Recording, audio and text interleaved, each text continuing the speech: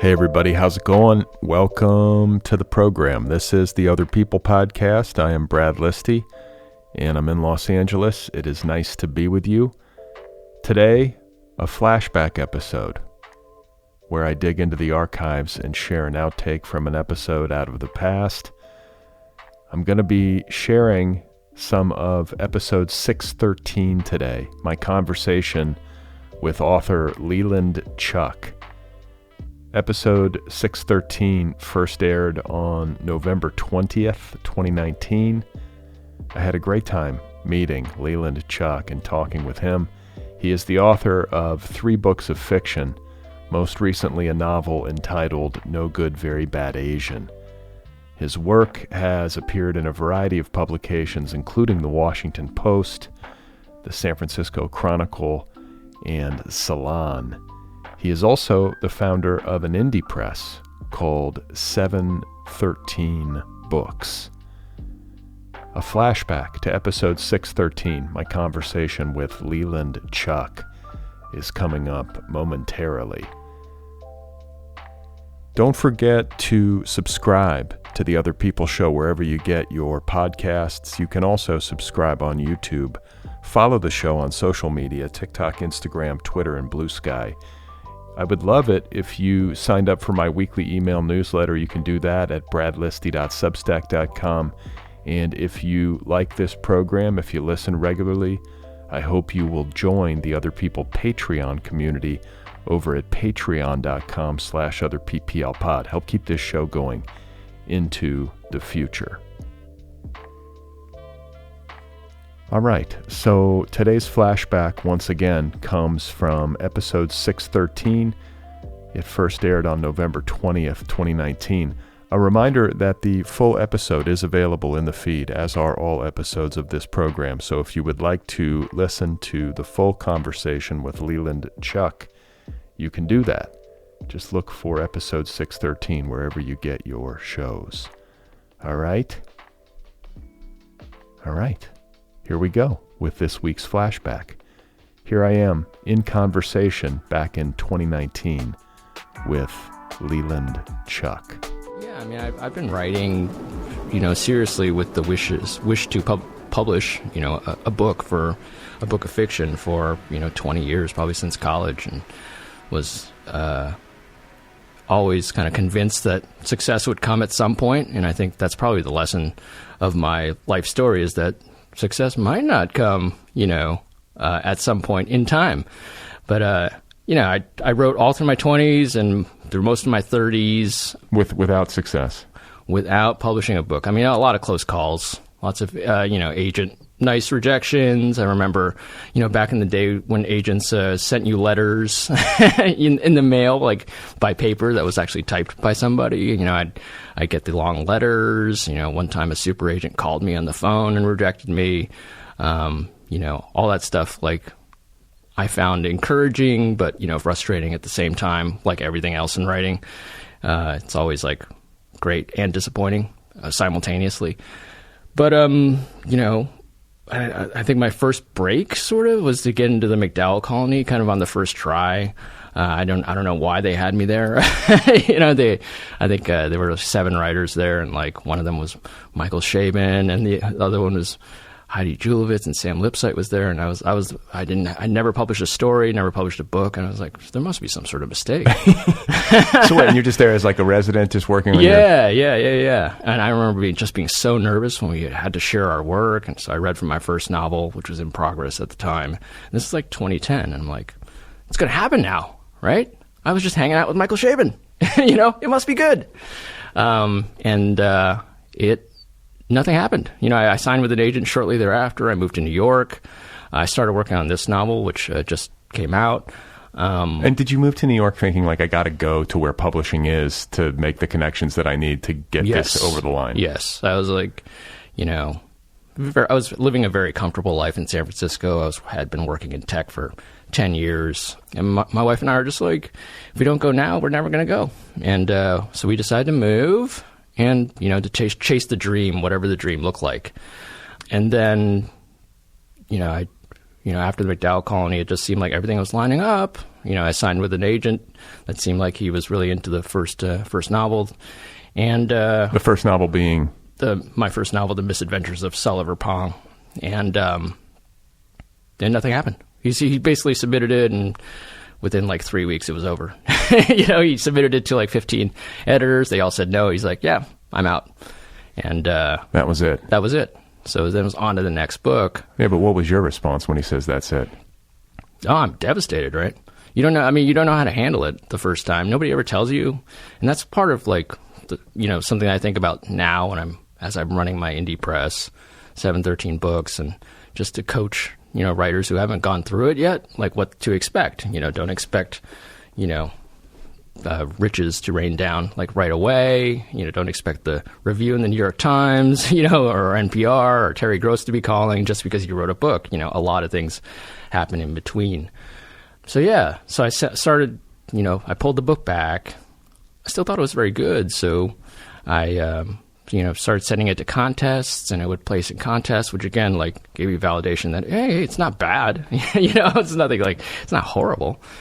And then, that was like it took like 5 years or something like that. So basically, I'd been submitting it for like 3 or 4 years to contests and various small presses. Nobody knew my name. I'd never published a short story. I didn't publish my first short story until like 2013. And I've never published in like huge journals either. So, so I'm working all this time, and then late 2013, I get diagnosed really out of the blue with a leukemia-related disease called myelodysplastic syndrome. I guess there are several different types. Well, okay, so there's a lot to unpack. I think the first thing I would say is like, what gave you the energy and like self-belief in the face of rejection to keep pushing Otherppl? Do you know what I'm saying? Like, yeah. I just felt like, you spend so much time on something. I'd spent like 5 years, 6 years on the book, which is not a lot. You realize in novel writing terms. And I felt like whenever I read the book, I was like, this is a good book. It's super funny. It's super dark, which I think is probably why it didn't, go big to the big houses. I believe in it, and I believe in myself as a writer. And, I never had doubts that, good things would happen. I don't think I had doubts until I actually got sick, and I realized, I might actually die before this happens, because I'm in my 30s, and you're not thinking about all that stuff. You're thinking about eventually something's going to break. So how did you, if you don't mind, what were the symptoms? Like, how did you get diagnosed? Obviously you started feeling bad? No, I didn't feel bad at all. I didn't feel anything. I was still running like 4 or 5 miles, a couple times a week. It was just a routine, medical checkup. And my primary care physician called me up, and he did the blood test, like the annual, and he was just like, man, you have basically no white blood cells left.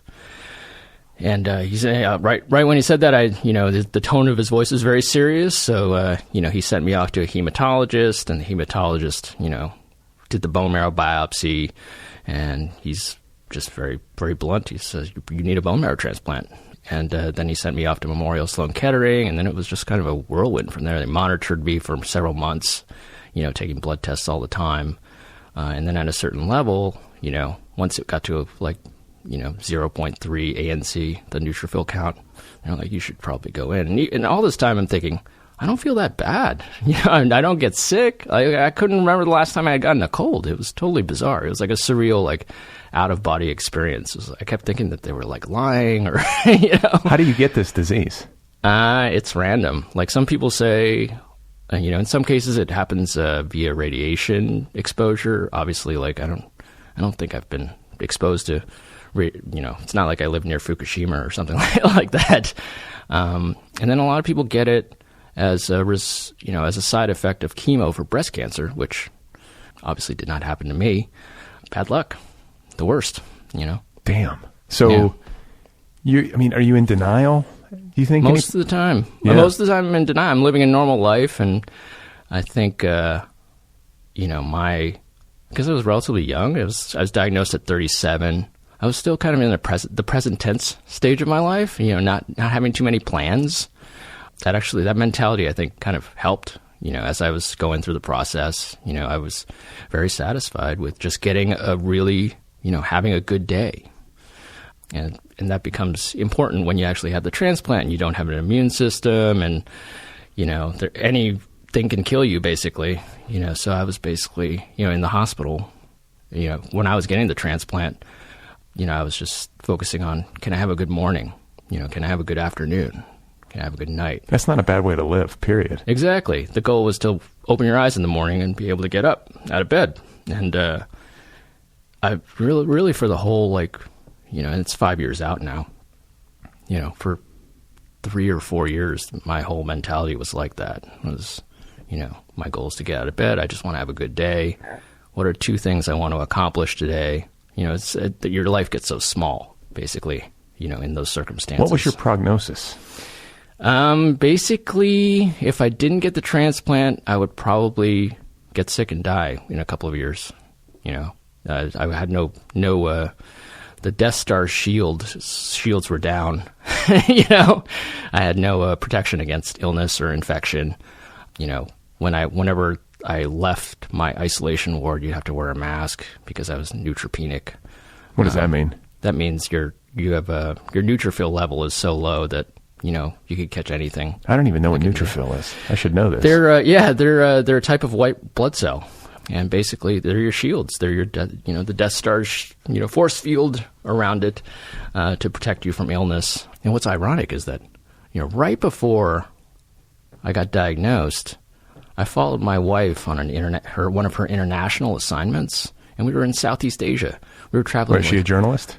No, she worked at PayPal at the time. Oh, okay. And she had a team over there.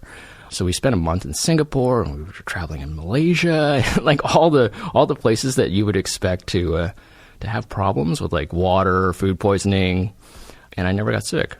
And then I came back, went to the doctor, and they're like, "Oh, the shields are down."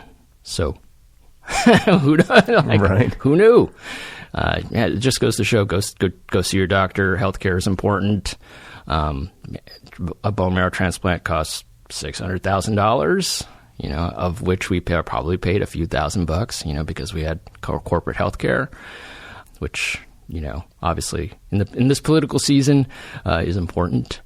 Yeah. I mean, it was a wild experience. I'm still trying to digest it all, like what actually happened and the meaning behind it. Yeah, I always wonder, like, if something like that serious, life-threatening, where you really were face-to-face with it, like if it would, well, I guess it would inevitably change me or change anybody. Right. But the question is, how lasting are the changes, and how deep and clear is the insight that you imagine you might get? Right. Like, you know what I'm saying? Like, right. Are you still you're still a confused human after all of it? Yeah, absolutely. I'm still very confused by it. I think, like, what I was trying to do was, coming out of it, and my indie press 713 books, which were the number 713, was the date of my transplant and grafting, and also the date where my books got picked up. Okay, so when you say you're transplant engrafted, right, that means that it took. Yes. Usually it takes. There are rare occasions where it doesn't, and if it doesn't, they try to keep you alive enough, long enough to do it again.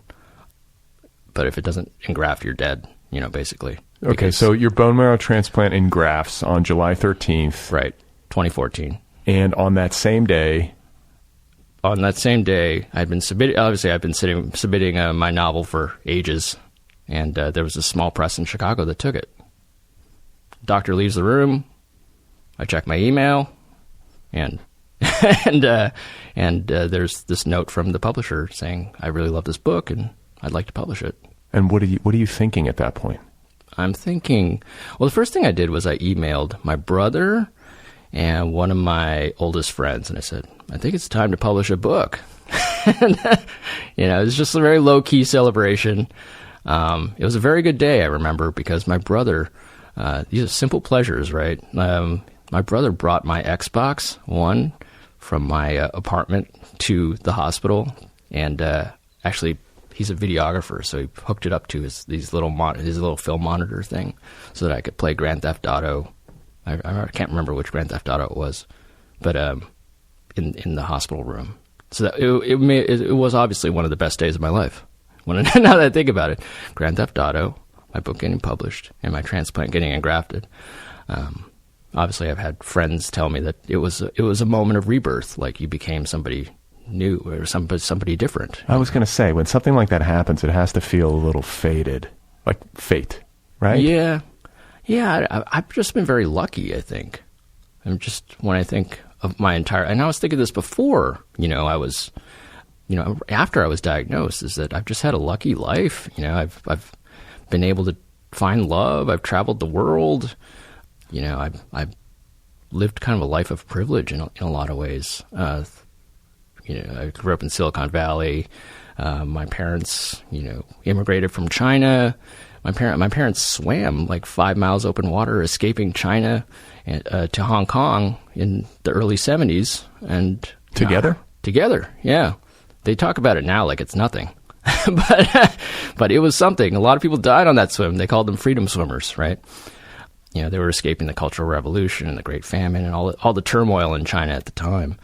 And they came to California and settled in the Bay Area. My dad became super successful. He still works in Silicon Valley today as an engineer. And, he's 70, which is crazy in Silicon Valley. Nobody works, but he likes it. And so we were afforded, my brother and I afforded a life of, relative ease, or just we were driving luxury car hand-me-downs, in high school. And, my parents are relatively supportive, maybe not emotionally, but like financially, they paid for my brother to go to art school and, all that good stuff. So we were just so lucky in so many ways. But so close generationally to being unlucky. Exactly. That it affords maybe some perspective that might not otherwise be there if the good fortune had maybe been more entrenched. Yeah, exactly. And I was extremely lucky to even get a transplant. So like 70% of people don't find a match. They were telling me that my chances of surviving the transplant were 70%. So, back in 2013 and 2014, you multiply those probabilities together, and basically my chances of living was a coin flip. It was 49%, right? 7 over 10 times 7 over 10 is 49, So I have no idea what you just did, but I believe you. I did the math. Okay. I did the math. So like 70% of your chances of surviving a transplant long-term are 70%. I think the first year is like 62% or something like that. A lot of people die from the procedure because they're really sick. And in order to survive the transplant, they need to give you high-dose chemotherapy to basically wipe out your bone marrow, your immune system completely. And if you're already sick and your immune system is wiped out, you're just susceptible to anything. You could die of a cold. What was your mental attitude? Because I feel like that would be important. I always worry, like or you think about when you imagine these kind of dark possibilities in life, like, and how am I going to deal with it? Yeah. You don't want to be one of those people who's like in denial in a way that's absurd, but you sort of have to be mentally tough and to believe and to stay positive. Right. Right. You can't get dark and just like spiral into worry and dread. You get very practical and like very kind of like execution oriented. Like, I'm going to do this today. I'm going to do this. Like, I was super happy if I could get on the recumbent bike in my isolation ward and do half an hour of just pedaling. That would make me incredibly happy. Like I said, your life gets really small, and you focus on the little things. I think, there were no great, huge, tearful conversations or anything like that with my family or my wife or my brother or anything like that. It was very much like, hey, this is what we got to do today. Let's do it. And, trust your doctors, trust that everyone's kind of got your back. And I think that's one of the lessons that I learned is that the patients don't really fight cancer. It's the people around them that fight cancer for you. You sit around and you lie around and say, I'd like to get on the bike today, sit around and like, I'd like to just try to get down this can of Ensure, that's not really doing very much. They say, oh, you're so brave and, you're so tough. I'm like, I don't know. I think it's the toughness of the people around you, right? which is kind of the whole ethos of why I started the small press. It's like, writers need help. It's not something that, you sit in a room and you write this great book and then somebody's going to, take it to the next level. It's, I'm sure you saw this with your novel. It's like you got this team around you that are trying to, lift you up. And that's really like so much of, what life is. That's the people around you lifting you up. All right, guys, there it is. Today's flashback, episode 613, my conversation with Leland Cheuk. It first aired on November 20th, 2019. It's a great conversation, right? And there's more to it. There's a lot more to it. So if you like what you just heard and you would like to listen to all of episode 613, you can do that. It is in the feed. Go look for it wherever you get your podcasts. You can find Leland Cheuk online at lelandcheuk.com. Check out 713 Books. Check out his various books. Check out everything that he's got going on at lelandcheuk.com. Follow him on Twitter and Instagram. Don't forget to subscribe to the Otherppl Show wherever you listen. You can also subscribe on YouTube. Follow this program on social media, TikTok, Instagram, Twitter, and Blue Sky. You can sign up for my weekly email newsletter for free at bradlisti.substack.com. Join the Otherppl Patreon community at patreon.com/otherpplpod. Help keep this show going into the future. You can join the Otherppl book club at otherppl.com. Get a new book delivered to your door every 30 days. I interview book club authors on this program. If you have a couple of minutes, please give this show a rating wherever you listen. Write a little review if that's possible. It helps the show find new listeners. If you would like to get some Otherppl apparel, a t-shirt or a sweatshirt, just go to otherppl.com. Last but not least, I have a book out. It is called Be Brief and Tell Them Everything, my most recent novel, available in trade paperback, ebook, and audiobook editions. I narrate the audiobook. So if you would like to read my book, you can read my book or have me read it to you. It's called Be Brief and Tell Them Everything. Okay, so coming up on Sunday, I will be in conversation with Tommy Dean for a Craftwork episode. We're going to be talking about how to write flash fiction. So, for all of you nerds out there, stay tuned.